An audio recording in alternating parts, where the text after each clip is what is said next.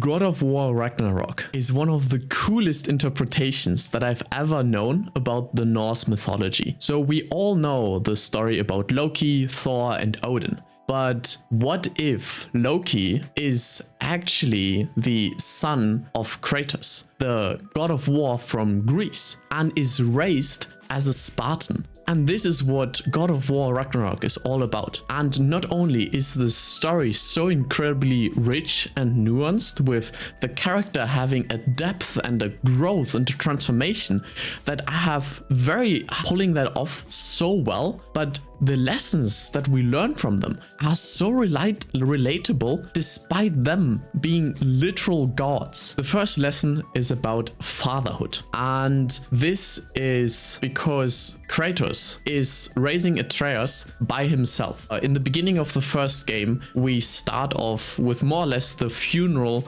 of his mother, and it is so apparent that his mother was the warm and pathetic person that really took care of the emotional needs, while Kratos was more the one about iron discipline. He is literally a Spartan, so he was all about closing your heart to the hurt of others, because you cannot allow yourself to do that, and in a war the one who's willing to sacrifice everything is always gonna win. So that is what Kratos has been telling Atreus over and over again, and seeing that shift throughout the story, that Kratos realizes that this is a way too binary thing to do and to think and to teach your son about, because this is the ideal thing about two parents, that they can balance each other out. And when you are a single parent, that balance is kind of gone. So then it is the responsibility of the remaining parent to kind of pick up the pieces that their partner would have provided. So over the story, Kratos is being forced to be more empathetic. It's not like he doesn't want to do that. It's more like he just doesn't know how to. And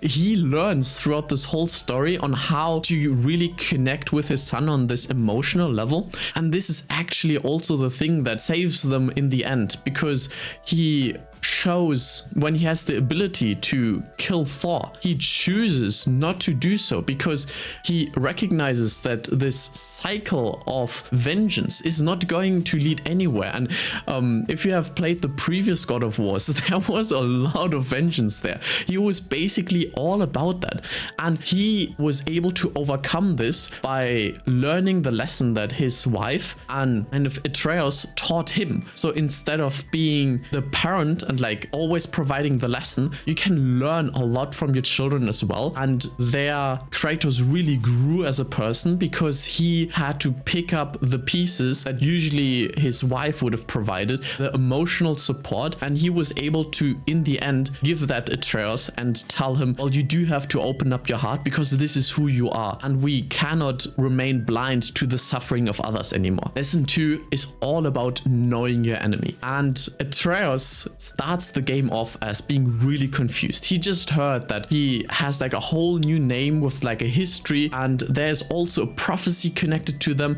and he has a bit of an identity crisis. But he does know that he has been told that these Norse gods like Odin and Thor were these terrible people that were just slaughtering innocent civilians and just wreaking havoc for their own gain and benefit. And despite all that, he figured that he needs to know more about who he is, and also find the other part of the story, find the other side, because he has been hearing a very one-sided story. So at some point he recognizes that he has to go down this path, even though everyone advises him against that.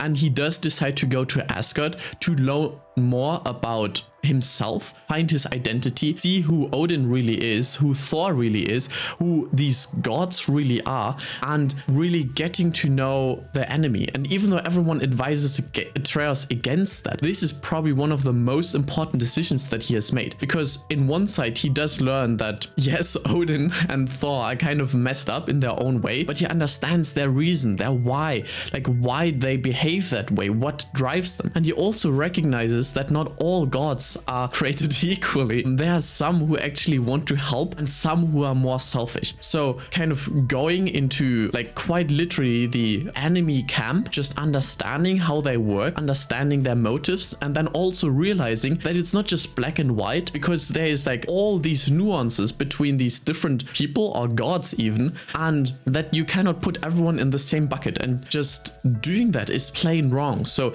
he does notice that, he learns a lot. So when he comes back to Kratos to battle against Odin, he knows his motives, he knows what drives him, and with that they are able to design a much better strategy if they had just gone in blind. So we can learn from that it's always a good idea to first gather information, to see what's out there, what's the market like, what are the people like, can we like really put everyone in the same bucket? And it's never as easy as in a Disney world where it's just like good and evil, black and white, because there's so many nuances. So gathering more information, knowing more about your enemy, knowing more about your market is always a good idea. And even though it may be dangerous sometimes to get there, it is always worth it to have these more information. But there is some caveat: you should always have an exit plan, which Atreus luckily has, because he does get into trouble at some point. So even though you want to gather as much information as possible, you should still be cautious. The last lesson that I learned from the game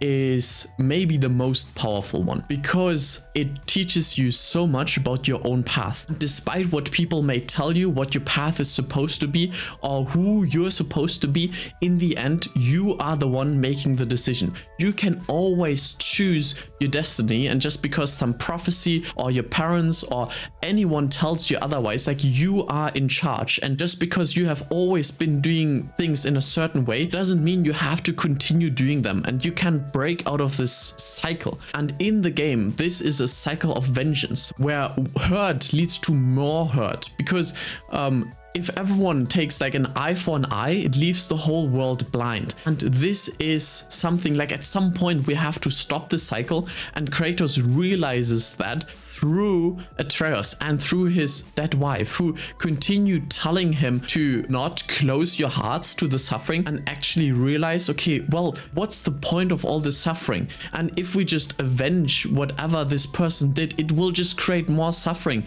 And this is a vicious cycle that you have to break out of, and you have to be better for the sake of your children. Just that is such a powerful lesson, to take control of your own life and be in charge of your own destiny. And this is what we are all about, learning from these games and applying the lessons to real life. Until next one, let's level up together. Bye bye, I'll see you.